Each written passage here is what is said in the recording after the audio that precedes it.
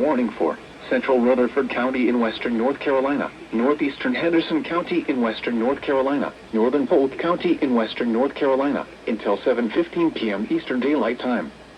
At 6:18 p.m. Eastern Daylight Time, a severe thunderstorm was located 12 miles north of Columbus, or near Chimney Rock Village, moving east at 20 miles per hour. Hazard, $half-size hail. Source, radar indicated. Impact, minor damage to vehicles is expected. Locations impacted include Green Hill, Mill Spring, Chimney Rock State Park, Ednaville, Bat Cave, Harris, Sunshine, Lake Adger, Union Mills, and Shingle Hollow. For your protection, move to an interior room on the lowest floor of a building.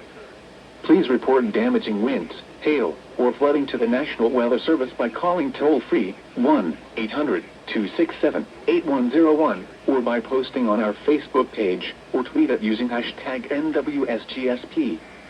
Your message should describe the event and the specific location where it occurred. Repeating, a severe thunderstorm warning has been issued until 7:15 p.m. Eastern Daylight Time for the following counties in North Carolina: Henderson, Polk, and Rutherford.